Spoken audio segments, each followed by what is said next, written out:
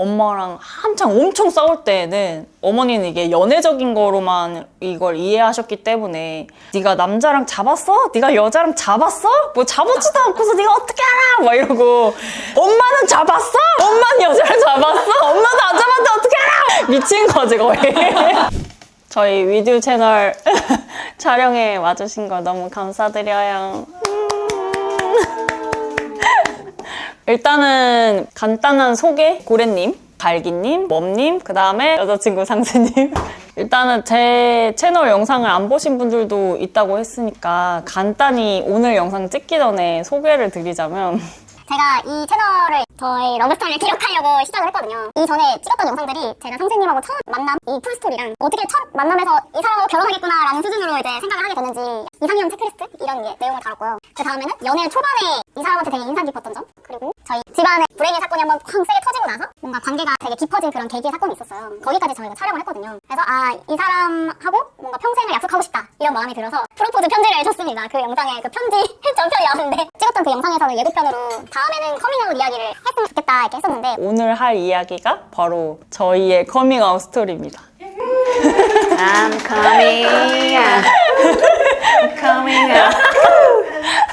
아니 이게 뭐랄까 엄밀히 따지면 저의 커밍아웃 스토리를 먼저 소개해드린 다음에 그 다음에 제가 이제 반려자가 될 이분께 나는 커밍아웃을 자기가 해줬으면 좋겠다, 가족들한테 커밍아웃을 해서 우리가 오픈리로 살아갔으면 좋겠다, 이걸 요청을 한 그 순서거든요.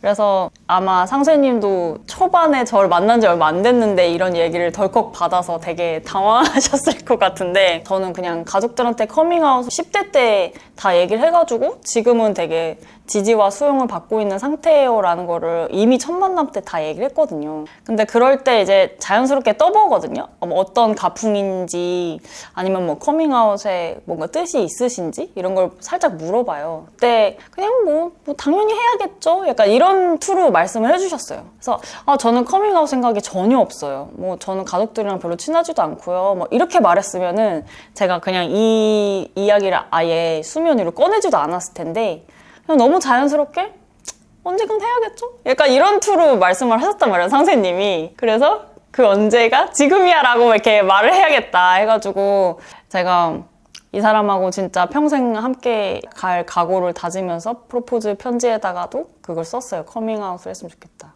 물어보고 싶었어요. 처음 딱 받았을 때 어떠셨어요?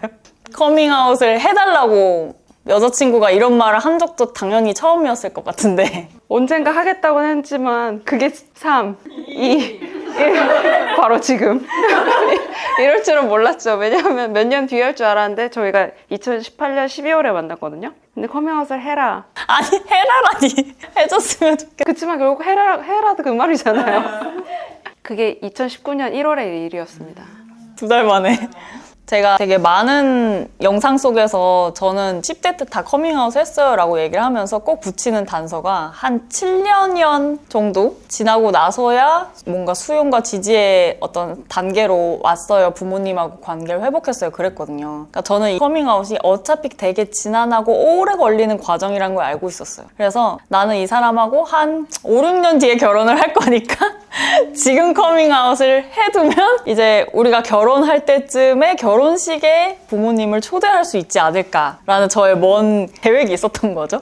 지금 하는 게 타이밍적으로 좋을 것 같아 라고 얘기를 하면서 상세가 되게 당황하니까 제가 커밍아웃을 했던 그 풀스토리를 설득의 과정으로 썼죠. 오늘 할 이야기의 사실 본론은 제가 어떤 과정을 거쳐서 수용과 지지까지 왔는지를 풀스토리를 좀 풀 필요가 있겠다 싶어가지고 이번 촬영을 준비를 한 거거든요. 저는 10대 때 여자친구가 생기고 나서 얼마 안 있다가 조금 러브레터를 책상맡에 두고 오는 바람에 들킨 격이거든요. 어머니가 그걸 발견을 하셨는데 제가 그렇게 써놓았을 때 성별을 지칭할 만한 어떤 호칭을 안 썼어요. 그래서 당연히 그냥 남자친구가 생긴 줄 알고 어머니가 이제 추궁을 하신 거죠. 근데 저는 또 거짓말을 못하는 성미여가지고 그냥 나는 여자친구를 만나고 있다고 이렇게 막 고백을 해버린 거예요. 네, 당시까지만 해도 저는 어머니나 이제 가족들하고 되게 돈독한 편이었고, 이렇게 고민되는 것들을 다 부모님께 상의드리고, 같이 토론하고, 같이 결정하고,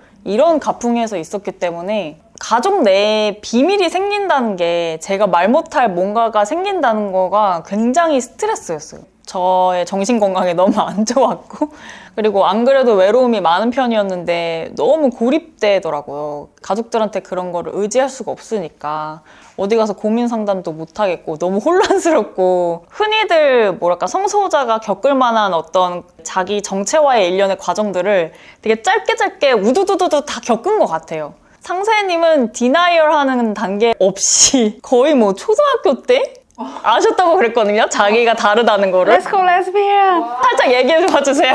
어떻게 아셨어요? 자기가 레즈비언인 걸. 남성에 대해서 한 번도 어떤 끌림이 없었습니다. 그게 초등학교 때. 그러니까 아니, 초등학교 때 왜 여자애를 좋아한다는 걸 알았는데 뭔가 놀랍거나 이상하거나 이러지 않았어요? 왜 유치원 때 체육대회 같은 거 하면은 남자애 여자애들 나오게 해서 막 뽀뽀 오래하기 게임? 막 그런 거 했어.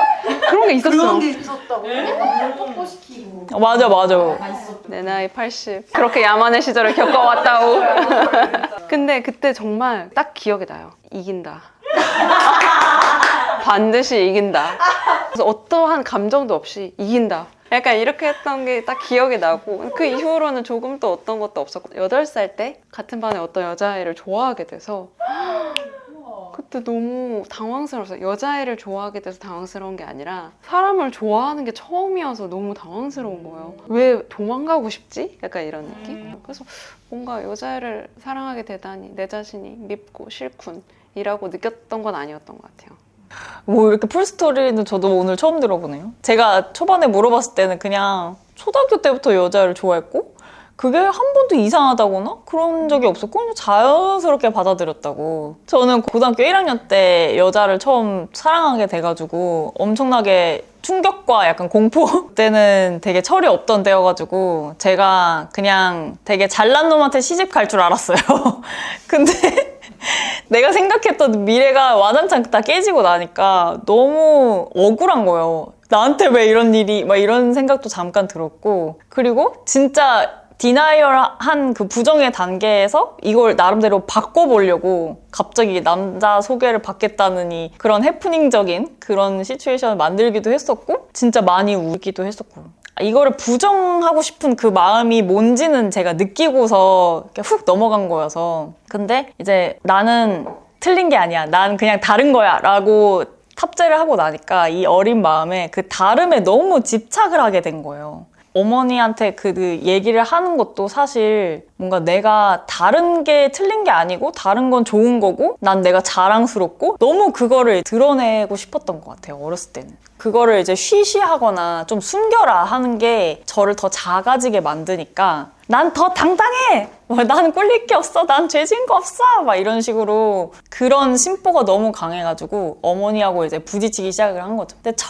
반응은 사실은 아버지는 그냥 허허실실하고 넘어가셨거든요. 아버지가 저희 집은 좀 특별하게 가부장적이지 않으시고 되게 개방적이시고 카투사 출신의 뭐 미국 드라마도 되게 많이 보시고 해서 이미 지식이 있으셨어요, 성소수자에 대한. 그래서 그런 사람이 세상에 있구나를 알고 있었지만 내 딸이 그런 사람이라고가 매칭이 안 돼서 허허 하고서는 생각을 유보하는 단계에 오래 머무르셨다고 해요. 네, 어머니는 부정 단계보다 더 빠르게 다음 단계로 넘어오셨는데 커밍아웃을 받아들이는 단계가 애도하는 그 단계랑 되게 비슷하다고 해요.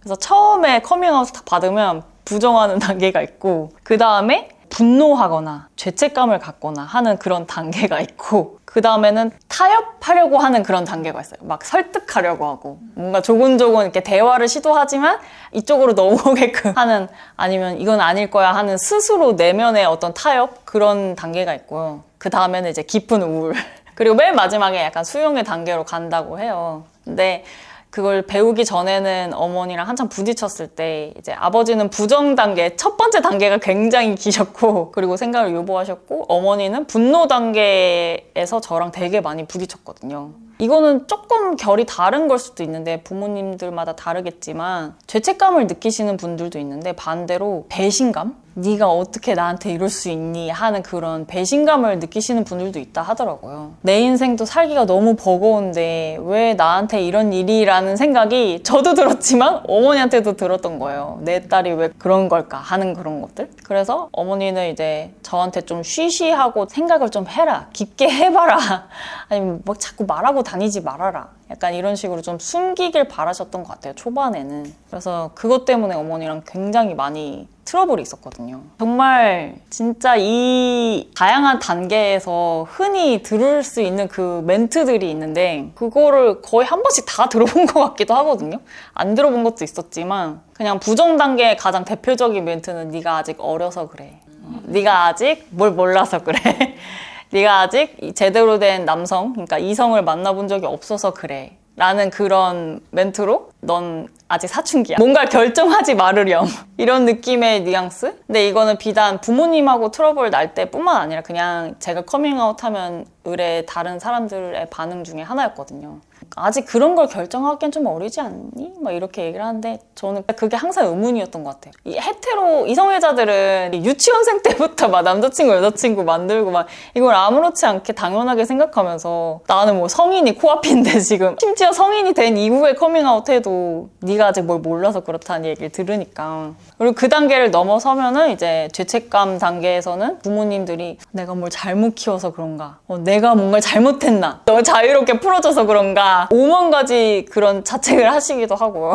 그리고 아까 말했던 것처럼 이제 분노 단계에서 배신감을 느끼면서 트러블이 나기도 하고, 그 다음에는 그 타협 단계 저도 거쳤는데요. 그러지 말고요, 남자를 한번 만나보렴. 이러면서 자꾸 막 이렇게 설득하는 거 있잖아요. 뭔가 만남을 주선하고 TV 프로 보고 있으면 저 남자는 어떻니? 이 남자는 어떠니? 이 남자 아이돌 괜찮지 않니? 이 배우가 잘생기지 않았니? 막 이런 식으로 자꾸 대화를 이끌어 가려고 한다든지. 근데 이 모든 과정들이 어렸을 때는 진짜 그 멘트 하나하나가 다 너무 크리티컬하게 다가오고 잠을 못 잘 정도로 화가 나기도 하고 막 우울해서 울기도 하고 그랬거든요. 지금 생각해보면 그냥 에휴 이런 느낌인데 어렸을 때는 너무 힘들었던 것 같아요. 그 한마디 한마디가. 아버지도 사실 저한테 그런 멘트들을 막 은연중에 물어보셨거든요. 직접적으로 넌 뭐 잘못됐어, 이건 죄악이야 막 이런 말씀을 하신 적은 없지만 그런 타입은 아니셨지만 천만 다행이게도. 근데 이제 잊을만 하면 계속 이제 아직도 남자한텐 관심이 없어? 막 이런 걸 물어보시고. 근데 아버지는 되게 상냥하게 말을 건 거였지만 저한테는 되게 상처였고 나는 분명 커밍아웃을 한 지가 몇 년이 됐는데 난 맨날 여자친구 얘기를 하는데도 아직도 남자 얘기를 놓지를 못하시는구나 이거를. 내가 한 말은 그들한테 가닿긴 한 건가? 난 커밍아웃을 몇 번째 하고 있는 거지? 막 이런 생각도 들고 그게 진짜 힘들었던 것 같아요. 그래서 사실은 싸우는 것도 힘들었는데 타협을 당하는 것도 힘들고 그 힘든 마음이 막 갈기갈기 찢기는 그런 느낌이 드는데도 그걸 티를 낼 수 없다는 게 되게 슬펐거든요. 왜냐면 어느 순간 저도 싸우다 보니까 지쳐가지고 이 화제를 꺼내지 않게 되는 거예요, 집에서. 내가 여자친구랑 무슨 일이 있었든 학교에서 무슨 일을 당했든 아니면 어떤 혐오 발언적인 그런 기사를 하나 보고서 되게 울적했든 뭐든 간에 그냥 그런 저의 일상들이 되게 다 퀴어함이랑 맞닿아 있었는데 내 삶을 송두리째 흔드는 그 모든 중요한 사건들을 이제 부모님한테 말을 못하게 되는 거예요, 점점. 그냥 되게 로봇처럼 AI처럼 그냥 착한 딸의 역할만 수행하게 되고 오늘 하루 어땠어? 이런 거 물어보면 좋았어. 그냥 진짜 알맹이 없는 그런 인사치레 같은 것만 주고받고. 그래서 이게 진짜 약간 가면성 우울증 같은 것처럼 겉으로는 되게 멀쩡해 보였는데 속으로는 막 골마가고 있었거든요. 그러다 보니까 이제 심적으로 되게 힘든 시기를 많이 겪었던 것 같아요. 근데 그게 약간 10대 때 일이었고 이제 20대 때쯤 되니까 저도 늘상 만나는 그 배치의 친구들하고 벗어나서 완전 새로운 환경으로 간 거잖아요. 새로운 사람들도 막 많이 만나게 되고 여러 가지 어떤 의견이나 가치관들을 만나게 되고 그래서 좀 입장을 바꿔서 생각을 해보게 됐어요. 내가 부모라면 내가 아무런 교육도 받지 않고 이렇게 성별 유분법적인 세상에서 쭉 헤테로로 살다가 갑자기 내 자녀가 커밍아웃을 하면 어떤 기분일까 하는 그런 것들을 생각해 보게 되니까 그냥 저는 엄마 아빠가 너무 미웠는데 알고 보니까 엄마 아빠의 개인의 문제만 있었던 게 아닌 거죠. 너무 큰 것들이 더 문제가 쌓여 있었던 거예요. 우리가 그런 걸 미리 배울 수 있는 그런 여건이 있었다면 전혀 다른 생각을 할 수 있었을 텐데 하는 그런 것들도 있고 뭐 종교적인 것들도 있고 이제 혐오 세력의 음모도 계속 있었고 그러니까 그 모든 것들이 다 총체적으로 이제 얽혀있는 문제니까 그냥 우리 엄마 아빠가 날 이해 못해, 인정 못해 막 이런 문제가 아니었구나. 그래서 제가 마음속으로 좀 너그러워진 거예요. 타협을 처음에는 안 들으려고 했는데 엄마가 뭘 좀 해보라고 하면은 못 들은 척하고 막 아니면 같이 화내고 막 이랬었는데 이제 조금씩 대화를 저도 막 하려고 하는 거예요. 조근조근. 어머니가 저를 뭘 설득하려고 하면 저도 어머니를 설득하려고 했거든요. 커밍아웃의 문제가 내가 어떤 연애를 한다? 누구랑 섹스를 한다? 이런 문제가 아니라 이건 정체성에 관련된 거고 이 정체성은 내 삶 전반에 엄청나게 지대한 영향을 끼치는 것이고 나는 내가 어떤 선택을 하든 어떤 활동을 하든 앞으로 어떻게 삶을 살아가든 내 삶 자체가 그냥 인권 활동이 돼버렸고 나는 이걸 내려놓을 수가 없다. 그리고 내가 조금이라도 뭘 해야 세상이 조금이라도 바뀌니까 그러니까 나를 위해서이기도 하지만 나와 비슷한 모두를 위해서이기도 하다. 뭐 이런 얘기를 계속 한 거죠. 굉장히 퀴어적인 얘기를 계속 한 거예요. 성소자니, 레즈비언이니, 동성애자니, 막 뭐 LGBT 막 이런 단어들이 부모님들한테는 너무 낯선데 그 단어를 입에 올리기도 힘들어 하셨었던 적도 있었는데 레즈비언이란 말이 너무 싫어서. 근데 일부러 더 그런 단어를 쓴 거예요. 듣기 싫어하셔도 계속 그렇게 말해서 아무렇지 않은 척. 피퍼에 갔다 왔어. 뭐 퀴어 문화 축제에 같이 부스를 내 친구들이랑 막 이런 얘기를 하고 뭐 오늘 만난 사람한테 바로 커밍아웃을 했는데 그 사람이 아무렇지 않게 이렇게 반응해줬어. 이런 얘기를 진짜 덜덜 떨면서 꾸준히 했던 것 같아요. 근데 그런 시간들이 쌓이고 쌓여서 어머니나 아버지가 이게 바뀌지 않겠구나. 이 아이는 그냥 이렇게 살겠구나를 서서히 조금 이제 받아들이신 것 같아요. 근데 그럼에도 제가 원하는 만큼의 어떤 지지하는 그런 느낌은 아니었거든요. 갈등의 골이 극에 달했을 때는 저는 부모님이 어떤 인권 활동에 같이 동참해 주길 바란 마음이 있었나 봐요. 실제로 활동을 하진 않더라도 지지 선언을 받고 싶었나 봐요. 근데 제가 열심히 그런 퀴어적인 얘기를 하면은 이제 싸우진 않지만 못 들은 척 하셨단 말이에요. 알았어, 네가 알아서 해라 이러다가 그런 게 엄청 부딪혔을 때는 어머니가 나는 동참하고 싶지 않다. 네 인생에.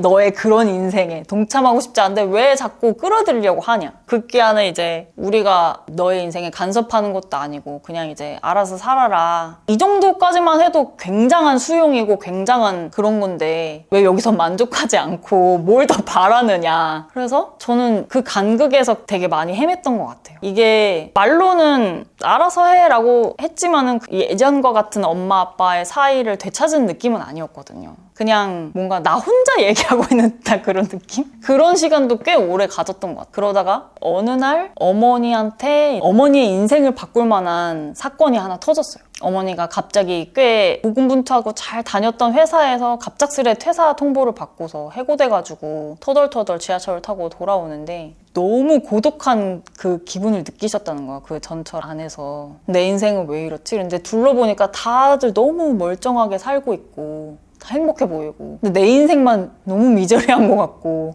거의 세상과 단절된 듯한 그런 무서운 고독감을 느끼셨다는 거예요. 찰나의 시간 동안. 근데 어머나 이게 내 딸이 말했던 그 고독감이구나. 갑자기 그거랑 그게 탁 연결이 됐다는 거예요. 그래서 어머니가 그 길로 제가 작업하던 카페까지 오셔가지고 그 감정을 설명을 해주셨어요. 나는 그게 뭔지 몰랐다. 네가 계속 외롭고 너무 고독하고 혼자서 허적거리는 그 느낌이 뭔지 몰랐는데 네가 동성연애하는 거? 여자랑 섹스하는 거? 그게 왜 자랑스럽게 막 동네방네 얘기할 만한 건지 모르겠는데 테러들도 자기가 누구랑 섹스를 하는지 말든지 안 하는데 왜 자꾸 그런 걸 말하고 다니는지 제발 좀 너의 사생활을 좀 프라이버시 좀 지켜 막 이런 거였는데 그런 맥락이 아니었구나를 알게 된 거예요. 연애 문제가 아니었다는 걸 알게 된 거예요, 어머니. 그래서 너의 마음을 몰라줘서 미안하구나 이러면서 같이 부둥 껴안고 막 울었어요. 그동안 열심히 퀴어적인 이야기를 했는데 사실은 아직 들을 준비가 안 되셔서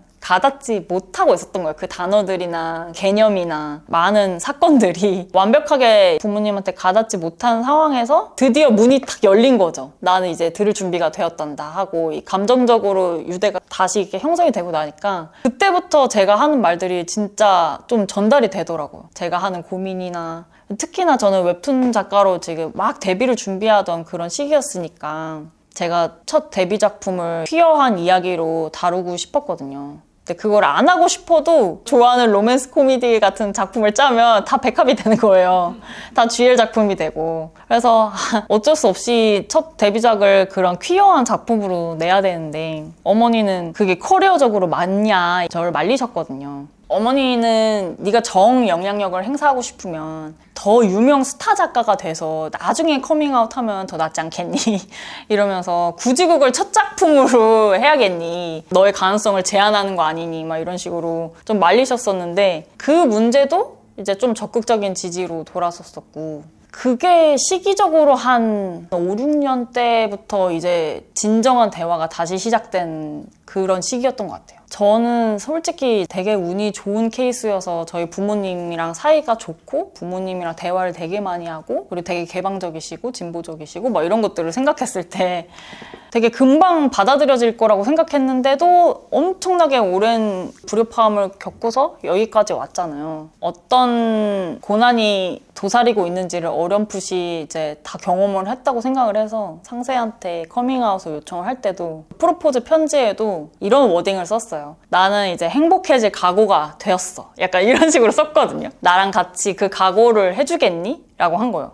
그러니까 이게 각오가 필요한 일이에요. 어차피 엄청 가시밭길을 걸어가야 되는 그 시간들을 아예 안 거칠 수는 없다고 생각을 했어요. 아예 안 거치는 거 약간 판타지적인 그런 거고 그렇게 되면 너무 좋지만 보통 이제 한국 사회에서 그렇게 되기가 쉽지 않으니까 그나마 되게 희망적이었던 거는 이제 상세의 부모님이 상세하고의 관계가 굉장히 좋고 평상시에도 대화를 많이 하는 편이었다는 거. 그리고 저는 부모님하고 다른 뭐 여타 가족들하고 유대가 없거나 이렇게 친근감이 없으면은 커밍아웃을 굳이 안 해도 된다고 생각을 해요. 저는 이제 가족들이랑 너무 가까웠던 그런 케이스여서 이거를 안 하고는 제가 너무 힘들었기 때문에 뭔가 돌파를 했어야 되는 그런 사안이었지만 이 나이 먹고 돌아보니까 커밍아웃이 필수도 아니고 사실은 부모님하고의 관계를 막 개선하려고 한다든지 아니면 뭔가 인정받으려고 막 해야 된다든지 이런 거는 그냥 각자 개인의 문제니까 커밍아웃 전도사였거든요.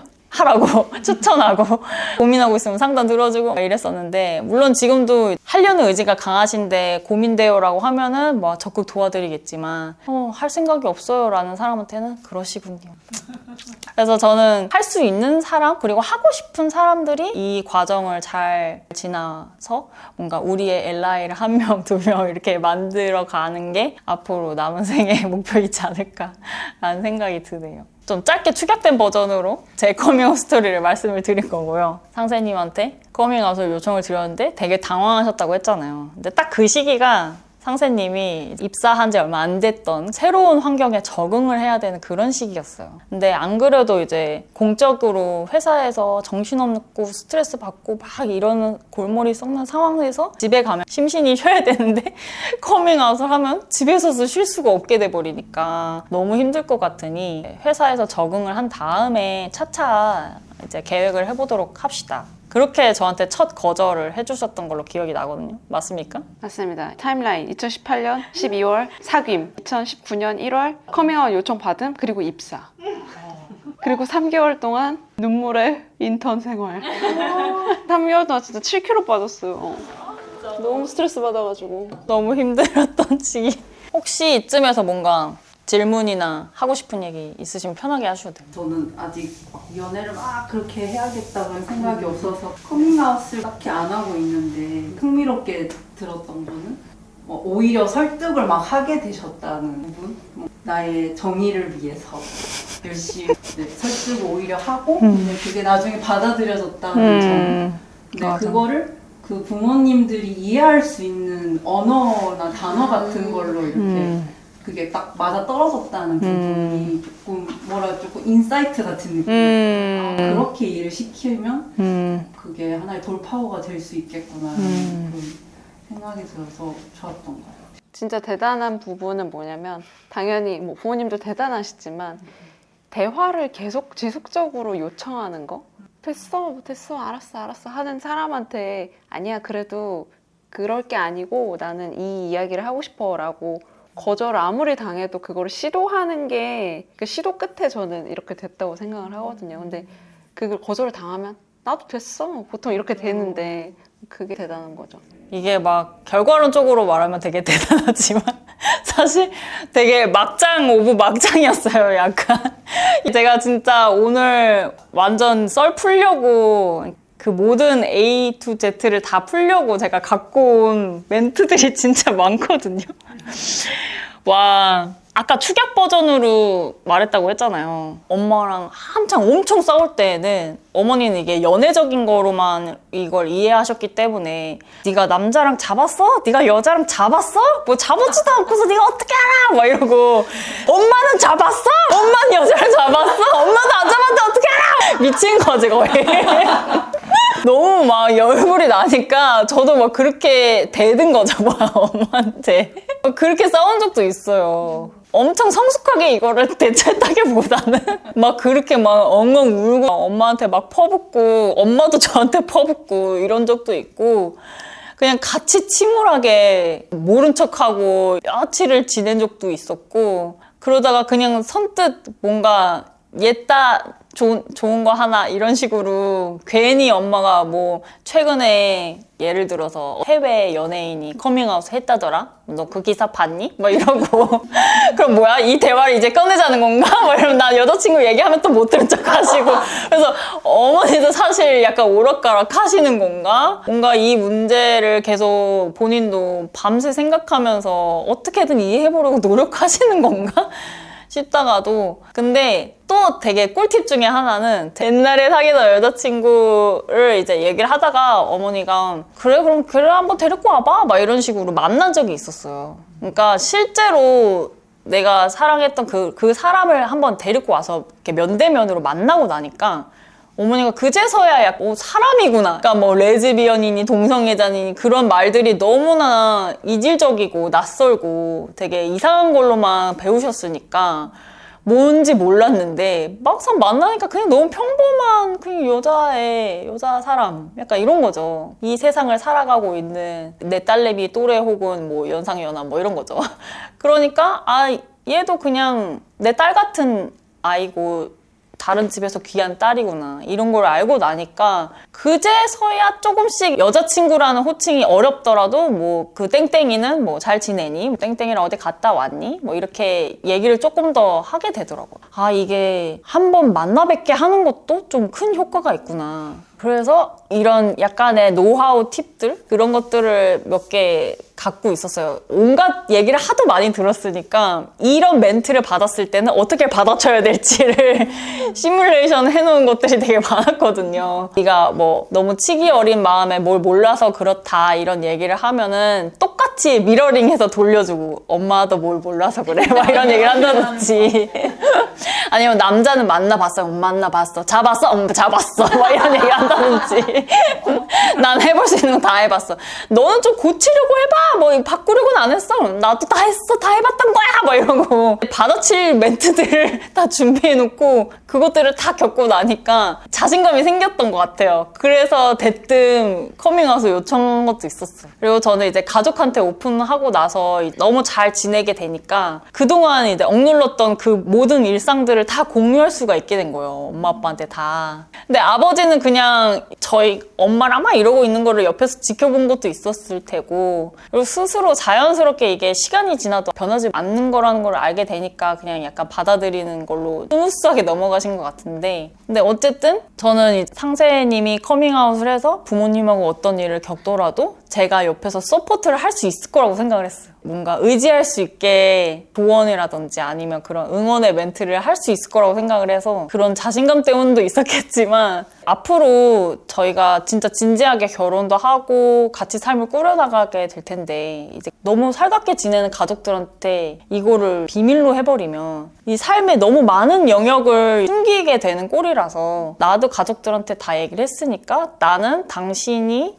내 반려자였으면 좋겠고 당신이 내 반려자가 된다는 말은 즉슨 당신의 가족들이 내 가족이 되는 거다. 나는 가족들한테 다 오픈하고 살아야 되는 그런 사람이어서 이거를 같이 동참해 주길 바란다. 이거를 약간 정식으로 요청을 하게 된 거예요. 근데 이거를 오케이를 했는데도 실제로 실행하기까지는 되게 시간이 좀 걸렸거든요. 그리고 아무래도 상세님도 마음이 결단이 딱 서기까지는 소가리를 많이 하셨을 것 같아요. 물론 그 당시 입사한 회사 문제도 있었지만 그때 말씀해 주신 걸로는 굳이 지금 해야 될까 하는 그런 망설임. 뭔가 계속 좀 있다가 이렇게 유보하다가 그래 지금이야 지금 하자라고 이렇게 딱 결심이 딱 서게 된 어떤 계기는 있었어요. 상세님한테 기억이 나요? 자꾸 부모 모임에 가래요. 일단 같이 가재요. 일단 거기서부터 시작을 하재요. 그래서 저는 아직도 그게 기억이 나요. 근데 그게 월 1회가 있거든요. 2월 달 걸 놓쳤나? 제가 별로 안 가고 싶었나? 뭐 그렇게 해서 네, 정기 모임에 안 갔더니 굉장히 깊은 분노. 무슨 소리죠? 아니 언제까지 미룰 거냐 이렇게 말씀을 하셔가지고 그때 3월부터 아마 나가기 시작했던 걸로 기억을 해요. 근데 3월에 나갔는데 어디서부터 시작을 해야 될지 모르는 상태에서 이제 3월에 나갔는데 19년 3월이죠. 저는 되게 좋았거든요. 뭔가 여기서 실마리를 얻을 수 있을 것 같아서 이제 그때부터 매달 나가기 시작을 했죠. 그러다가 커밍아웃이 9월이었나 10월이었나 그랬고 커밍아웃에 대한 요청을 드리고 나서 제가 풀스토리까지 막 열심히 풀었는데도 뭔가 결단이 서지 않는 것 같은 느낌인 거예요. 그리고 일하는 게 바쁘다는 것도 아직 되게 중요한 핑계로 자리 잡고 있었고 근데 좋다 그러면은 뭔가 맛보기식이라도 좀 준비하는 마음가짐을 가질 수 있도록 일단 성소호자 부모 모임이라는 단체가 있거든요. 거기서는 이제 이렇게 커밍아웃을 받으신 부모님들이 모여서 이제 자조 모임으로 본인들의 어떤 심경을 토로하고 각자 좀 다독여 주시고 그리고 좀 선배 활동가 어머니 아버님 분들이 좀 조언도 해주시고 커밍아웃을 고민하는 당사자분들도 오시고 아니면 이런 어떤 것들을 취재하고 싶어하는 LI 분들도 오시고 뭐 이렇게 그렇게 모두가 참여할 수 있는 그런 정기 모임이 있어요. 근데 저도 그맘때쯤 알게 된 거예요. 그 퀴퍼에 부스 낸 걸 보고서 어머니랑 같이 가서 이런 단체가 있구나를 알게 된 거고 그때 전후로 이제 성소호자 부모 모임에서 저랑 어머니랑 좀 활동을 했었어요. 그래서 어머니도 이제 매주 간 그런 시간들이 있었고 저도 활발히 제가 할 수 있는 선에서 재능 기부도 해드리고 막 이랬었거든요. 근데 그런 좋은 네트워크가 있다는 걸 알고 있어서 거기에 가서 이제 우리가 커밍아웃을 하고 싶어 하는 팀인데 어떻게 해야 될까요를 같이 이제 문의하자. 그래서 매달 갑시다. 이걸 요청드렸는데 처음에는 바쁘다고 첫 달은 놓치고 그 다음 달부터 이제 가게 된 거죠. 말씀하신 것처럼 되게 여기서 실마리를 얻을 수 있겠다 이렇게 느끼셨다고 했는데 근데 제가 느끼기에는 그 모임을 가기 시작한 이후에도 몇 달 동안을 가기만 했어요. 그래서 뭔가 갔다 오면 어땠어? 막 이런 걸 막 물어보고 뭔가 할 마음이 생겼는지 자꾸 떠보려고. 근데 속으로는 좋아 정보가 쌓이고 있어 라고 생각하셨는지 모르겠지만 저한테 내색하기로는 좋긴 좋았지 근데 이렇게 막 열정에 불타는 그런 내색을 하신 건 아니었단 말이에요. 그러니까 저는 제가 짜놓은 어떤 플랜들이 제대로 기능을 못하고 뭔가 이 사람한테 요청을 해서 오케이를 받아냈는데 아무것도 진전이 안 되는 느낌이 들어서 되게 답답했거든요. 이 기분이 어떤 거였냐면은 오케이를 받아낸 게 사실 오케이가 아니었나? 이런 생각이 자꾸 드는 거예요. 커밍아웃 해줬으면 좋겠어. 나는 그렇게 오픈된 삶을 살길 바래. 너랑 같이 라고 해서 좋아 그러자라고 했는데 진전이 안 되니까 이 사람이 그냥 나를 좋아해서 나를 사랑해서 그냥 나를 놓치기 싫어서 내 앞에서 그냥 하겠다고 말은 했지만 사실 속마음은 커밍아웃을 할 생각이 없는 걸 수도 있잖아요. 아니면 그냥 무의식 중에 하기 싫다고 계속 외면하는 걸 수도 있고 그래서 오케이가 아닌 걸 번복할 건지 아니면 오케이면 진전했으면 좋겠어 라는 그 갈피를 잡고서 이렇게 떼쟁이가 된 거죠. 제가. 그래서 저희가 진짜 사귀면서 안 싸우거든요. 근데 유일하게 부딪혔던 그런 것들이 좀 이렇게 큰 어떤 이슈들, 좀 묵직한 이슈들. 연애 초, 중기 때는 계속 이제 커밍아웃에 관련된 것만 나왔을 때는 계속 부딪히는 것 중에 하나였던 것 같아요. 일방적 다소 일방적? 근데 약간 스타일이 달랐던 것 같아요. 의진님은 어차피 싸울 거야. 그러니까 그냥 일단 말해. 어차피 거의 7년은 싸울 거야. 그리고 저는 근데 말을 하기 전에 제 안에서도 이 레토릭이 딱 서야 이 흐름으로 갔을 때 가장 저 사람들을 잘 설득시킬 수 있을 것 같은데 라는 게 이게 저는 그걸 만들고 있었던 것 같아요. 아직 덜 만들어졌다라고 생각을 해서 이제 계속 그 다음 달로 넘어갔던 그런 상황이었죠. 이게 약간 삶을 대하는 어떤 방식에도 이런 차이가 있는 것 같아요. 제가 일 처리하는 방식도 이렇거든요. 저는 막 벌리면서 가요. 전진하면서 수습하면서 가요. 일단 저지르고 보는 스타일. 근데 이제 상세님은 되게 저와 반대로 되게 신중한 편이어서 모든 어떤 것들을 이제 만족스러울 만큼의 어떤 계획과 전략을 착착착 세워가지고 실행. 그 다음에 착착착 세워서 또 실행. 약간 이런 식으로 삶을 대하고 시행착오를 이렇게 처리하는 방식이 있는데 그런 것 때문에 좀 안 맞았던 거죠. 그래서 저는 어차피 계획대로 안 되는데 왜 자꾸 계획을 세우냐 이런 거였고 이쪽은 아무리 생각해도 지금 해줬으면 좋겠어라는 얘기를 오케이 했으면 어떻게 할지에 대한 방식은 내가 정하게 해줘야 되는 거 아니냐? 그럼 너무 지당하신 말씀이니까 제가 또 아유 진짜 내가 또 에휴 약간 이런 느낌으로 그러던 어느 날 진짜 어느 날 갑자기 이제 부모 모임 갔다 오고 나서 지금 해야 될 것 같다. 이렇게 딱 어느 날 찾아오셨다고 했어. 회사에서 우리가 너랑 가야 할까? 계속 3달 동안 우리가 왜 널 뽑아야 할까? 이제 그게 이제 지나갔고 이 회사가 뭐 하는 회사고 어떤 업계인지를 조금 이해하고 나서 커밍아웃을 조금 더 본격적으로 바라보고 나서 한 달쯤 지났을 때 이제 선 거죠. 아, 이 흐름으로 가면 되겠어. 정보가 충분해. 이거라면 부모님을 한 방에 KO가 가능하겠어. 한 방에 설득. 왜냐하면 설득이 한 번에 되지 않으면 계속 질문이 들어오면 싸움이 되는데 나는 그걸 싸움을 할 기운이 없는 거예요. 일단 회사 때문에. 귀찮은 대응을 하지 않을 정도다 라고 저는 그때 확신이 들었던 것 같아요. 확신이 들고 나서 이제 하기로 한 거죠. 그래서 저희가 이거를 편지로 준비를 했어요.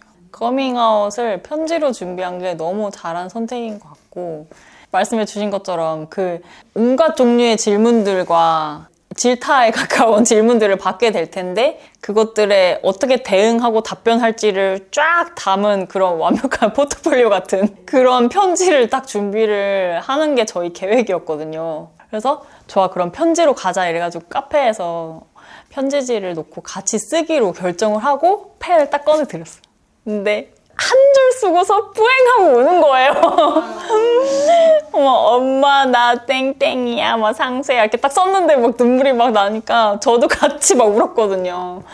그래 맞아 이게 무슨 일이 벌어질지 알지만 너무 두렵고 벌써부터 막 가슴이 막 벌렁벌렁거리고 잠을 못 자겠고 그런 상황이었으니까 제가 계속 이거를 해야 된다고 말하는 입장이었지만 스스로 진짜 못할 짓 한다 내가 막 이런 생각을 계속 했거든요. 자기 전에 내가 무슨 짓을 하고 있는 거지 지금 이런 생각을 어떤 길을 걸어왔는지 제가 걸어왔으니까 알잖아요. 근데 내가 가장 사랑하는 사람 보고 그 길을 걸으라고 떠미는 꼴이니까 이게 진짜 뭐 여자친구로서 최악이야 막 이런 생각 그러니까 그 기로에서 저도 막 오락가락 했던 거예요. 근데 어쨌든 우리가 함께 하기로 해서 그 편지를 썼고 거의 뭐 15장 정도 되지 않나요? 전문을 막 다 찍어놨어요 그때. 그래서 찾고 계실 거예요. 이번 영상에는 공개를 할 수 있을까요? 다른 분들한테 약간 꿀팁처럼 노하우처럼 참고 자료로 봐주시면 좋을 것 같고 저는 거기다가 더 추가로 이거는 스타일이 좀 다른 케이스지만은 뭔가 서사를 넣으면 좋겠다고 생각을 했어요. 어떤 지식이나 정보 같은 것들은 검색해서 얻을 수 있는 것들도 있지만 뭐 이게 정신질환이냐 아니냐 뭐 이런 것들 그런 것들을 이제 올바른 정보를 가져다가 아닙니다라고 답변할 수 있는 것들 준비해놓고 이런 건 있지만 심정적으로 그거를 처음 알게 된 이 당사자의 입장에서 어떻게 받아들였고 어떤 과정을 거쳐서 결국은 말하게 됐는지에 대한 그 스토리를 같이 써놓으면 좋겠다고 생각을 했어요. 왜냐하면 커밍아웃 딱 하는 순간 이제 진짜 돌이킬 수 없게 돼버려서 그 많은 말들이 준비되어 있었음에도 불구하고 못하게 되거든요. 그리고 한참 동안 못할 수 있어요. 그리고 열심히 말해도 그게 가닿지 않을 수가 있어. 그래서 이거를 잘 정리된 글로 뭔가 서면으로 준비를 해서 이제 부모님이 그걸 계속 곱씹어서 보고 또 보고 하실 거 아니에요. 이해가 안 되더라도 잠 못 이루는 밤에 계속 그걸 꾸기꾸기 펴보면서 도대체 내 딸이 뭐라는 거야 이거를 모르는 단어는 막 검색해서 찾아보실 수도 있고 저희가 드린 자료나 영화나 다큐멘터리나 뭐 각종 해외 그 셀러브리티들이 커밍아웃한 사례들 막 되게 유명한 뭐 사례들 있잖아요. 뭐 애플의 CEO가 게이다 뭐 이런 것들. 이제 부모님들이 의뢰 인정하는 그런 유명한 사람들의 그런 사례들을 가져다가 알려드리고 그런 것들이 조금 꿀팁 중에 하나인 것 같아요. 이게 음지에 있는 뭔가 이상한 변태, 뭐 그시기 그런 거라고 생각하시는 영역도 있으니까 그게 아니라 완전 양지에 있는 사람도 우리와 비슷한 삶을 겪고 있어요. 막 이런 걸 얘기를 하는 게 어르신분들의 어떤 개념하고 조금 더 금방 와닿는 것 같아요. 그런 전략을 되게 영리하게 잘 썼던 것 같아요, 우리가. 기억나요, 그날? 편지를 잔뜩 쓰고 필요한 책자랑 브로셔랑 성소자 부모 모임에서 받은 그 가이드북이랑 영화까지 다운받아서 책 이렇게 여기다 펼쳐두고 잠시 가출. 출근. 출가? 잠시 출가. 그 편지 말미에 오늘은 집에 들어오지 않겠습니다. 뭔가 이제 소화를 하실 잠깐의 시간 동안 분리해 있는 게 좋다고 들어서 편지를 다 읽기도 전에 갑자기 확 또 갈등이 생겨버리면 그럴 수 있으니까 저희가 이제 잠시 물러나 있겠습니다 했는데 그날 저녁에 바로 전화가 왔죠. 좋은 방법이었던 것 같아요. 레즈비언이에요 하면 뭐? 이제 그 뒷말은 아무것도 안 들리잖아요. 이제 그때부터 아니, 말로 하면 맞아. 아무튼 전화가 와서 어디니? 안 들어온다고? 어디 가는데? 미드님네 집에 가는데요? 하여튼 집에 와야지. 집으로 와. 어딜 가? 엄마를 봐. 이렇게. 멀리 어디 갈까봐 딸내미 어디로 사라질까봐. 와. 안 가. 못 가. 아니야 그래도 와. 그래서 다시 뺏겼어요. 거의 다 갔는데 저 집에. 맞아. 우리 집에서 하룻밤 자기로 되어 있었는데. 그래서 들어왔더니 눈물 콧물 범벅이 된 어머니. 저를 끌어안으며 그렇게 레즈비언은 이거고 여자는 여자를 좋아하는 것이고 난 여자인 내가 좋고 여자를 좋아하는 것이고 썼는데도 남자가 되고 싶은 거니? 그러니까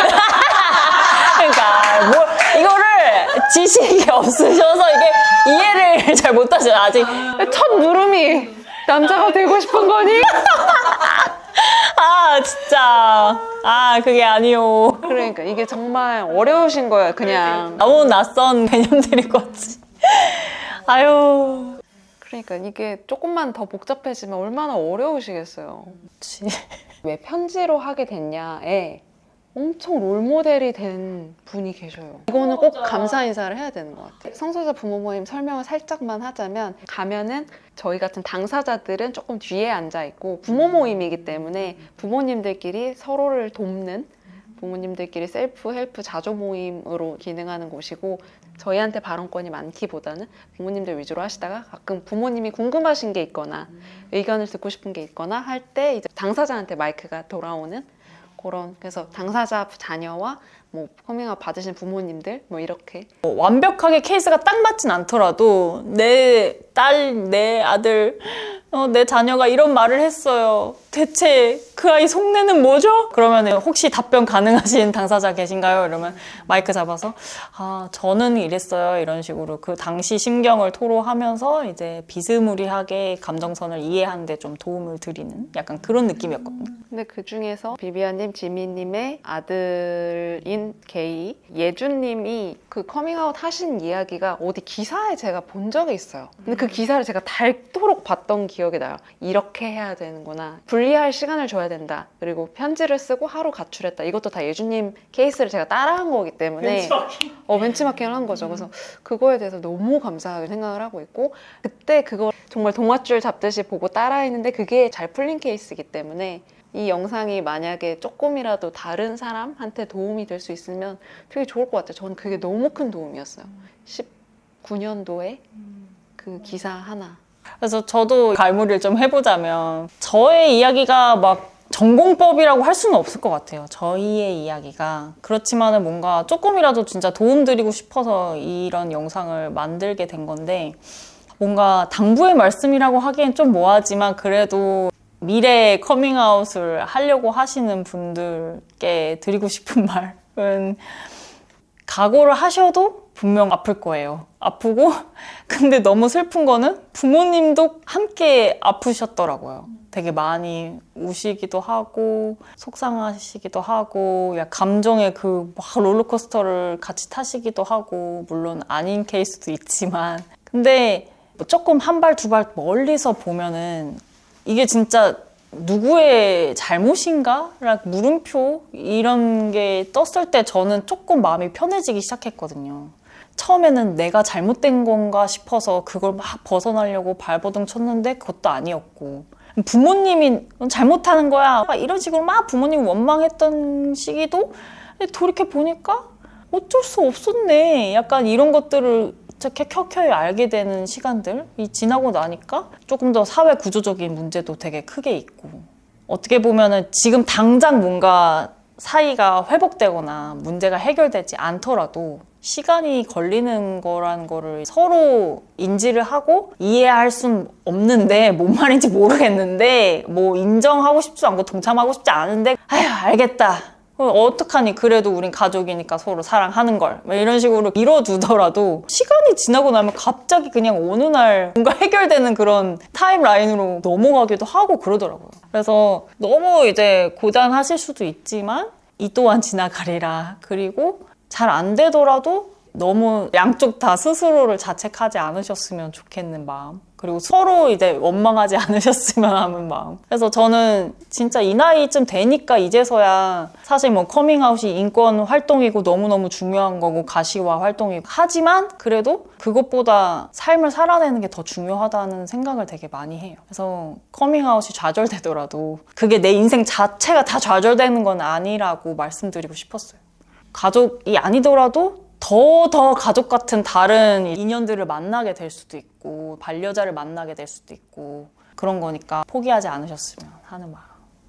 이 말씀을 꼭 드리고 싶네요. 이 뒤에는 뭐예요? 이 뒤에는 제가 예상했던 거랑 조금 결이 다르긴 하지만 저희가 갖고 있었던 거대한 공을 부모님께 드린 거잖아요. 근데 그 기간이 되게 길었어요. 그래서 저희가 커밍아웃 공을 드린 지 거의 한 5년 만에 제가 처음으로 상세의 부모님을 만나 뵐 수 있었거든요. 그 사이 기간 동안에는 제가 볼드모트 같은 존재였어요. 이름을 거론할 수 없는 그자. 그런 기간들이 쭉 있어서 그 기간 포함해가지고 어머님 만나 뵙고 아버님 만나 뵌 거의 최근 이야기죠. 그 이야기를 좀 이제 전달드리고 싶었어요. 그렇게 쭉쭉쭉 와서 현재 지금은 어떤 상태인지까지가 이제 이 이야기를 이제 1부, 2부, 3부로 이렇게 나눠서 말씀드린다고 하면은 제 계획된 목표는 그렇습니다. 이번 영상 재밌게 보셨다면 좋아요와 이제 댓글 많이 달아주시고요. 구독하고 알림 설정 꼭 해주시면 제가 너무 간헐적으로 영상을 올려가지고 이제 다음 영상 꼭 알림 설정 해주셔서 바로바로 보시면 좋을 것 같아요. 다음에 또 만나요.